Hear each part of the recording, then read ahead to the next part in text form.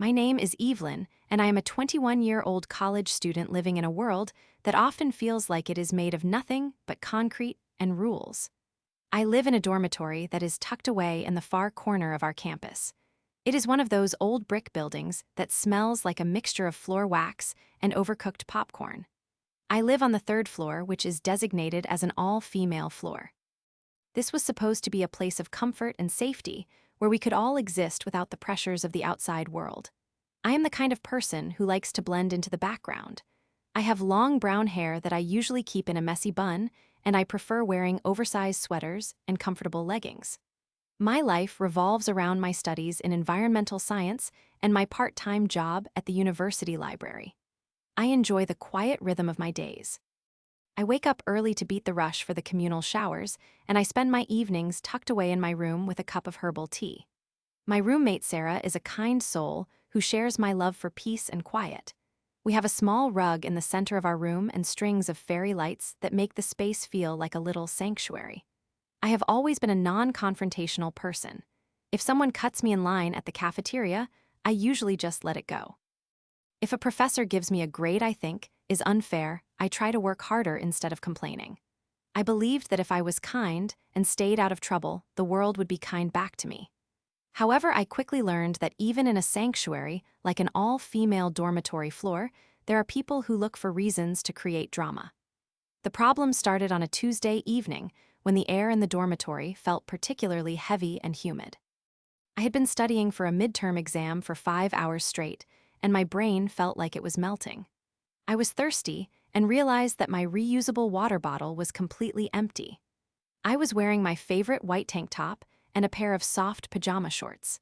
It was late, and I figured that since I was on an all-female floor, I did not need to worry about being perfectly dressed just to walk a few yards down the hallway. I did not put on a bra because the tank top was thick enough, and I was only going to be out of my room for 2 minutes at the most. I stepped out into the hallway, and the cool air felt good against my skin. I walked the 10 yards to the water fountain, which is located right next to the elevators. As I pressed the button and watched the stream of water fill my bottle, I noticed a group of people standing outside of a room a few doors down. There were 3 girls and 1 guy. I recognized one of the girls as Brittany. We had been in the same orientation group when we first arrived at the university. Back then, she seemed nice enough, although she was much more outgoing and loud than I was. She was leaning against the doorframe laughing at something the guy said. The guy was tall with messy hair, and he looked a bit out of place on our floor. I did not think much of it. I finished filling my bottle and walked back to my room feeling refreshed. I sat back down at my desk and opened my textbook, but my focus was interrupted about 30 minutes later. There was a sharp and rhythmic knocking on my door. I looked at Sarah, and she looked back at me with a confused expression. I stood up and opened the door to find Brittany standing there. She had her arms crossed and a tight smile on her face that did not reach her eyes. She leaned in a little closer and spoke in a hushed tone as if she was sharing a secret. She told me that she was so sorry to have to ask me this, but she wanted to know if I could please put a bra on the next time I went out into the hallway. She said that her boyfriend was out there and that he had been staring at me a little bit. She acted like she was doing me a favor by telling me, and she made it seem like it was for my own protection. I felt a sudden rush of heat go to my face. I was incredibly embarrassed. I have never been the type of person who wants to attract negative attention. My first instinct was to apologize profusely. I told her that I was so sorry and that I had not even realized it was an issue. I promised her that for the rest of the night, I would make sure to put on a sweater or a bra before I left my room. She nodded and gave me a patronizing pat on the shoulder before turning around and walking back toward the elevators. I shut the door and felt a pit in my stomach. I told Sarah what happened, and she rolled her eyes. Sarah told me that Brittany was being dramatic and that it was an all-female floor, so her boyfriend was the one who was out of place, not me. But I wanted to be a good neighbor, so I did exactly what Brittany asked. Every time I had to use the bathroom or fill my water bottle for the rest of the night, I put on a heavy gray cardigan, even though the dormitory was uncomfortably warm. I thought that would be the end of it. I thought that by being compliant, I had solved the problem. I was very wrong. The next morning, I was sitting in the common area, trying to finish some reading before my first class. Sarah came up to me, and she looked angry. She sat down and told me that she had just been in the communal bathroom, and she heard Brittany talking to a group of girls in the stalls. Sarah said that Brittany was telling everyone a completely different version of what happened the night before. According to Brittany, I had been purposely trying to seduce her boyfriend. She told the other girls that I was wearing basically nothing and that I was taking my time at the water fountain on purpose. She claimed that I was posing and pushing out my chest to make sure her boyfriend got a good look. Sarah said that when Brittany left the bathroom stalls, she actually stood by the sinks and started acting it out. She was mimicking me filling my water bottle, but in a way that was exaggerated and vulgar. She was laughing and making fun of me while the other girls giggled along with her. I felt like I had been punched in the stomach. I had tried to be nice, and I had apologized for something that was not even a big deal, and now she was turning the entire floor against me. I tried to tell myself that it did not matter what they thought. I tried to focus on my classes, but the feeling of being judged followed me everywhere. That night, I had to go to the bathroom to brush my teeth before bed. I was already in my pajamas, which consisted of a large t-shirt and pajama pants. I was not wearing a bra because I was about to go to sleep. As I walked down the hall, I passed Brittany and two of her friends who were standing near the bulletin board. As I walked by, Brittany pointedly looked down at my chest and then whispered something to her friends. All three of them burst into high-pitched giggles. I kept my head down and kept walking, but my heart was pounding with anger. I was being bullied in my own home for something as simple as not wearing a bra in a place where I should feel comfortable. The situation went from bad to worse the very next day. I opened my university email account and saw a message from our resident assistant. The resident assistant is a senior student who is responsible for keeping order on our floor. The email was addressed to everyone on the third floor. It stated that she had received several anonymous complaints about people dressing inappropriately in the hallways. The email reminded us that we are in a shared living space and asked that we all make sure we are keeping things covered up to maintain a respectful environment. I knew immediately that Brittany was the one who had filed those complaints. She was using the rules of the university to target me and make me feel like I was doing something wrong. I felt smaller than I ever had before. I spent the next 2 days hiding in my room. I only left when I absolutely had to, and I made sure I was covered from neck to ankle in baggy clothes. I felt like a prisoner.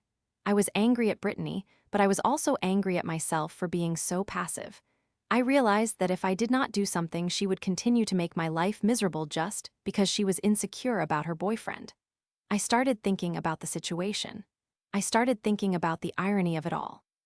Brittany was complaining about my clothing because she did not want her boyfriend to look at me. But then, I remembered something very important.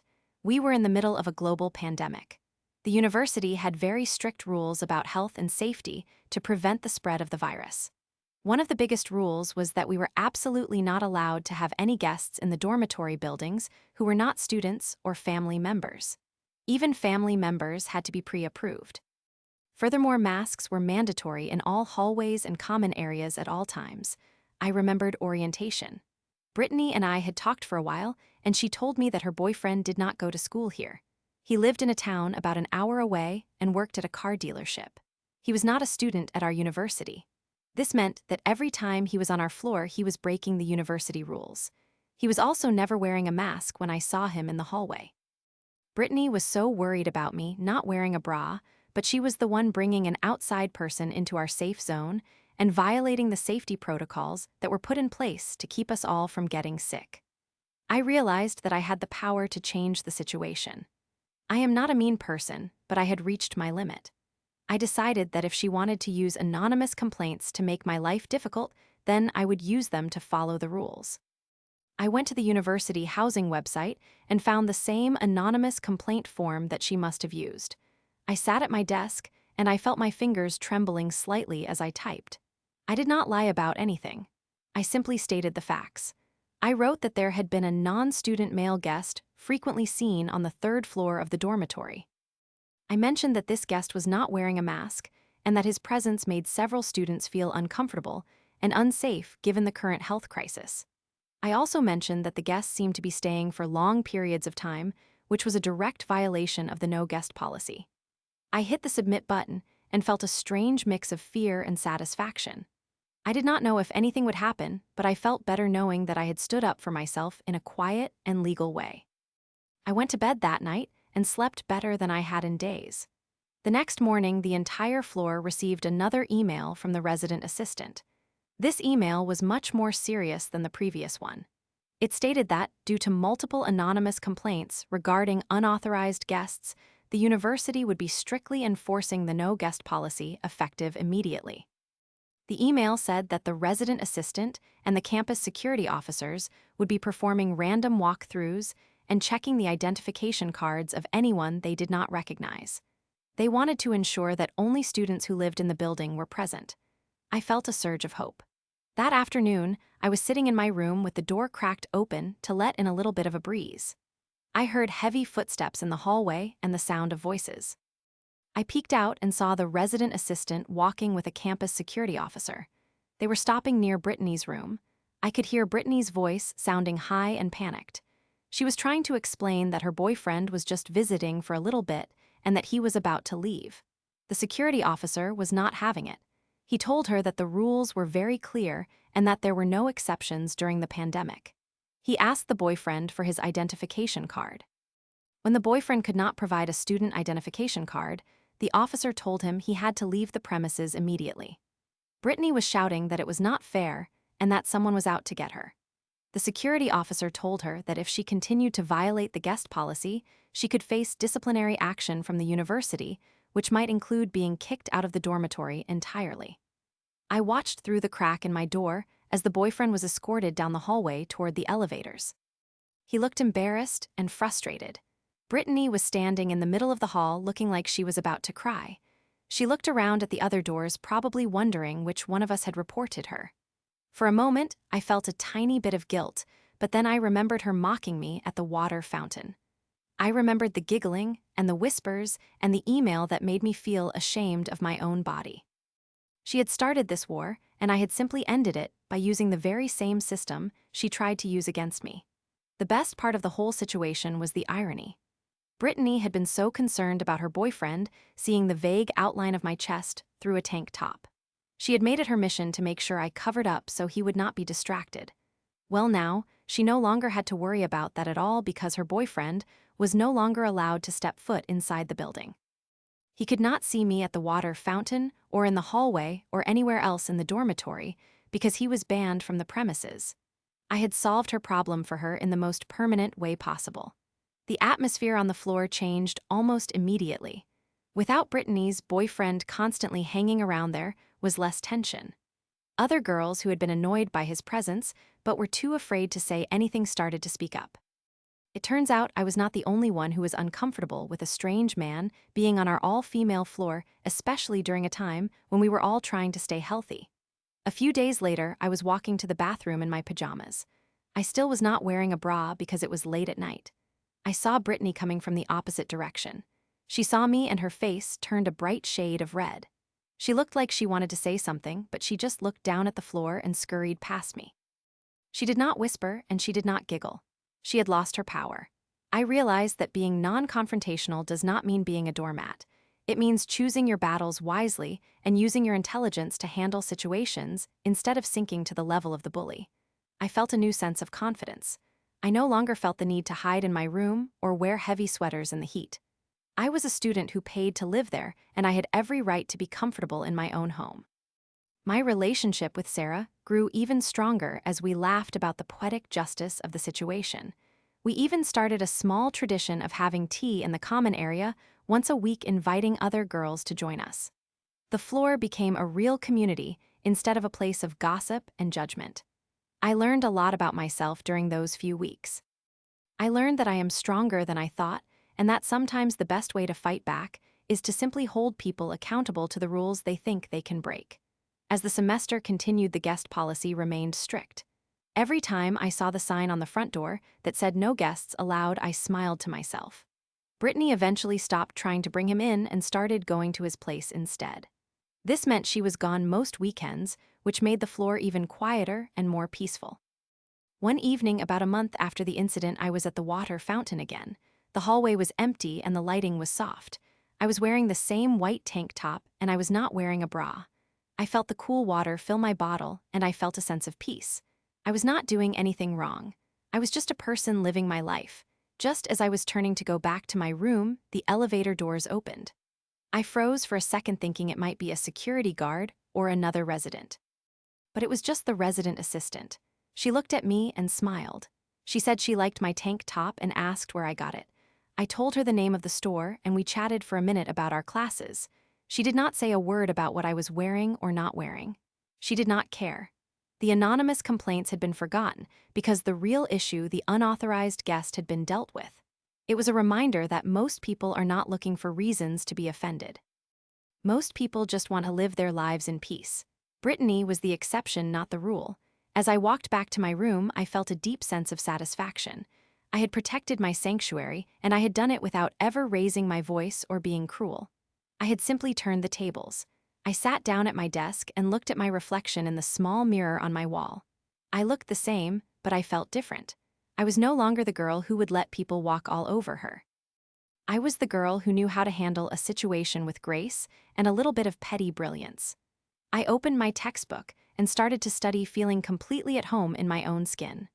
The dormitory was quiet and the air was still, but for the first time in a long time, it felt exactly like it was supposed to feel like home. The lesson I learned is one that I will carry with me long after I graduate from this university. You do not have to be the loudest person in the room to have the most influence. You just have to be the one who knows how the world works. Brittany thought she could control me by using shame, but she did not realize that her own actions were the ones that could not stand up to scrutiny. By trying to push me down, she only ended up pushing herself out of the social center of the floor.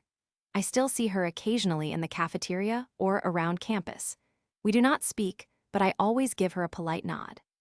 I want her to know that I am not holding a grudge, but I also want her to remember that I am not someone to be toyed with. It is a quiet understanding between us.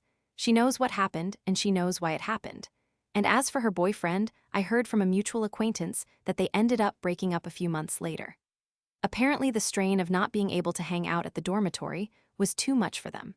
It turns out that their relationship was not as strong as Brittany thought it was.